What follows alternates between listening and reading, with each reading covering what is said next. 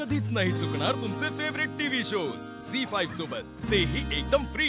कोण आहे त्या भुवनेश्वरी? कुठे असेल त्या? आता या क्षणी तरी ते कोणालाच माहिती नाही, पण कवा ना कवा तरी ती येईलच की। मग ती आल्यावर तुम्ही काय करणार आहात? काय करणार म्हणजे? त्यांना कडकडून मिठी मारणार।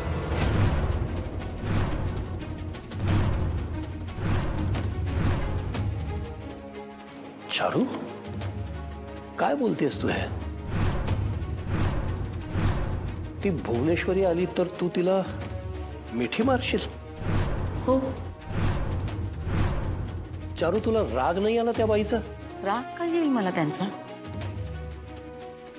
उलट मला त्यांच्याबद्दल कृतज्ञताच वाटते। किती केले त्यांनी माझ्यासाठी, मी त्यांचे आभार मानायला हवेत। माझ्या मागे त्यांनी माझा संसार सांभाळला, माझं घर सांभाळलं, माझ्या मुलाला सांभाळलं, त्याला लहानाचं मोठं केलं। त्यांनी माझ्यासाठी काय काय केलं याची जाणीव आहे मला, आणि म्हणूनच त्या परत आल्यानंतर मी त्यांना कडकडून मिठी मारणार। चारू, तिने काहीही केलेलं नाहीये, मी सांगितलं ना तुला। असं कसं म्हणताय तुम्ही? आपल्या मुलाला लहानाचं मोठं केलंय, ही किती मोठी गोष्ट आहे। बाकी कोणत्याही गोष्टीचा विचार करायची काही गरज नाही।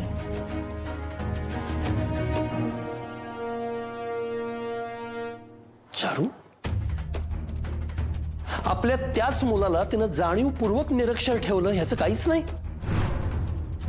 आणि हे का केलं तिनं? तर तिला स्वतःला शिक्षणाचा तिटकार आहे म्हणून। काय केलं ग तिने चारू? काय केलं? लहानाचा मोठा अधिपती होणार होताच, पण तिनं अधिपतीचं नुकसान केलंय। तिनं अधिपतीला शिक्षणात खुजं ठेवलंय। मान्य आहे, तिने अधिपतीला शिक्षण दिलं नाही, पण त्याच्यावर प्रेम तर केलं, त्याच्यावर माया केली, त्याच्यावर संस्कार केले चांगले। चारू, काय बोलतेस तू? कसली माया, कसलं प्रेम? कसली माया, कसलं प्रेम?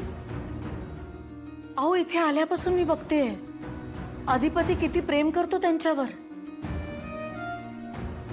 त्याची जन्मदाती आई समोर असताना सुद्धा तो मला स्वीकारायला तयार नाही, कारण त्यांनी भुवनेश्वरीला एखाद्या देवीचं स्थान दिलंय त्याच्या आयुष्यात। यावरूनच कळते की भुवनेश्वरीने त्याच्यावर किती प्रेम केलंय ते।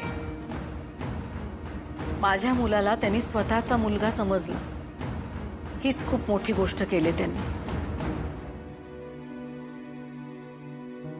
खरंच कमाल आहे आईंची, केवढे वेगळे विचार आहेत त्यांचे। भुवनेश्वरी मॅडम बद्दल त्यांच्या मनात राग तर नाहीच आहे, उलट त्यांचं कौतुक करतायत त्या, कृतज्ञता आहे त्यांच्या मनात। तुम्ही जे जे काही तुम्ही सांगितलं नव्ह आता, ते समजा माझ्या भूमीनं केलंय बघा। मी स्वतः डोळ्यानं बघितलं। बाई की आमच्या ताईने का नाही या घरासाठी खूप काही केलंय हो। हा म्हणजे ही तर कोणाला जाणीव नाही त्याची, पर तुम्ही जे काही बोलला का नाही माझ्या ताईविषयी, तर ते ऐकून लई भारी वाटलं बघा। झी5 ॲप डाउनलोड करा आणि पहा सर्व एपिसोड्स एकदम फ्री।